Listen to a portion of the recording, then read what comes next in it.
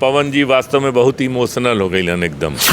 खेसारी का सब पहला जौन जौन हिट गाना रहे सब यूज भल रहे। तो लंदन भी गए भोजपुरी के शूटिंग में। सूर्यवंशम पवन जी के साथ में रुआ कैले बनी और पिताजी के रोल कैले बनी और एक जगह गाना बटे काफ़ी मार्मिक दृश्य बटे, तो वहाँ के साथे पवन सिंह के साथे रुआ फिल्म करके कैसन लागल और फिल्म के 50वां दिन पूरा हो रहा बा का?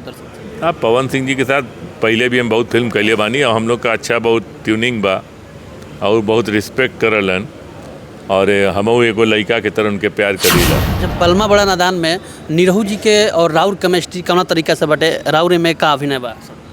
हम उनकर पटीदार है ना, हम उनके दादी के चाची कहिला और हमार लड़का संजय पांडे बड़न तो भाई हुवन, चचेरा भाई हुवन एक तरह से। तो हम लोग खास पट्टीदार है, मतलब एक के घरे में रहल जाला, लेकिन वही षड्यंत्र करीला कि उनकर पूरा प्रॉपर्टी हम लोग ले लिया। अच्छा, आवेला समय में पवन सिंह जी के साथ कौन कौन फिल्म आ रहा बड़ा? पवन सिंह के साथ एक के फिल्म बा वो लाखन सिंह फिल्म बलमा बड़ा नादान के सेट पर, और हमारा साथ बानी फिल्म अभिनेता जौन की पिताजी के अभिनय बहुत ज़्यादा कैले बानी, अनूप अरोड़ा सर हमारे साथ मौजूद बानी। सर स्वागत बा भोजपुरिया माटी। धन्यवाद भैया। कैसन अनुभव रहल बलमा बड़ा नादान के जौन आज 10वां दिन शूट पर बानी, कैसन लागत है? बहुत अच्छा लगा था, मतलब इन्हें लगा था कि हमनी के 10 दिन होगा शूटिंग करत, जबकि हम लोग गोपालगंज रही ना शूटिंग करे कुशीनगर में, मतलब रोज़ बिहार यूपी क्रॉस करत थी, पर पता नहीं लगा था। दूसरी बात तो कि टीम इतना अच्छा हो ना, इतना पॉजिटिविटी हो यहाँ। सबसे बड़ा बात हमने का निर्माता निर्देशक महमूद भाई हुमन, उनकर गाँव हो ही तो, और बहुत अच्छा माहौल मिलल बा।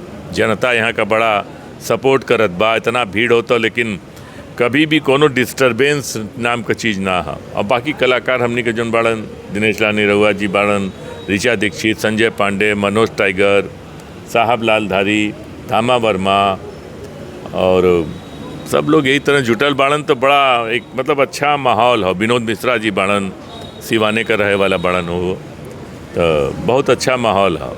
अच्छा, अभी राउर आपके लगभग 50 दिन पूरा करे जा रहा बा वो फिल्म, तो वो गाना करत और वही में आदमी देख के भावुक हो जाला, तो ये भैल वो पवन जी बहुत मन से फिल्म भी करलन और गाना में तो खास तौर से बहुत ज़्यादा इन्वॉल्व हो गए। अच्छा, खेसारी जी के एगो पहिलका फिल्म रहे जेमें रउआ हसमुख जी के नाम से रउआ फेमस रहनी, और हमारा उम्र के जो लोग बाटे काफ़ी पसंद कर लगे हसमुख जी रउआ हैं, लेकिन ओरिजिनल नाम रउआ अनूप अरोड़ा है, लोग नहीं जानत। तो ओके पिक्चर के तनी रउआ बताई का अनुभव रहे? काफ़ी वो भी हमने के देखनी सब पिक्चर बड़ी प्रमोशन करनी खेसारी जी। हाँ, खेसारी जी का पहला फिल्म रहे साजन चले ससुराल, तो 2011 में बनल रहे और फिल्म इंडस्ट्री के उस समय का सबसे बड़ निर्माता आलोक कुमार फिल्म बनैले रहे।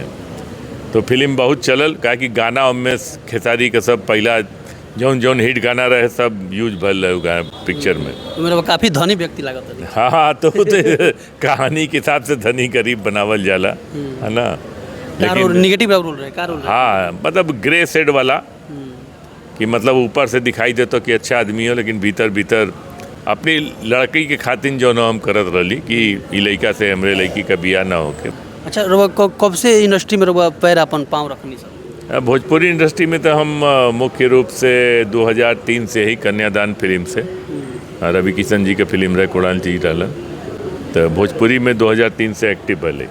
अच्छा, भोजपुरी के साथ साथ बॉलीवुड में भी वो काम किया बने? हाँ, बॉलीवुड में बहुत सी फिल्म हो, लेकिन 2003 के बाद 2004 में एक फिल्म कर ली हिंदी का, उसके बाद नहीं कर पैली, क्योंकि भोजपुरी में इतना ज़्यादा काम आए लगल कि फिर वो तरफ देखे का मौका ना मिलल।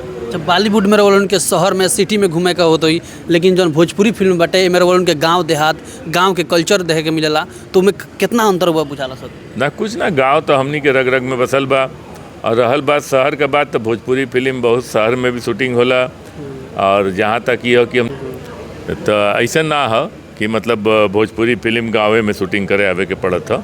जब कहानी का जैसन डिमांड रहल वो हिसाब से काम होला। अगर लंदन जाए के तो लंदन जाला। जौना तरीके से सूर्यवंशम के रउआ प्यार दुलार आशीर्वाद मिलल 50वां दिन पूरा होता है, तो बलमा बड़ा नादान खातिर रउआ का आशीर्वाद मांगम सब?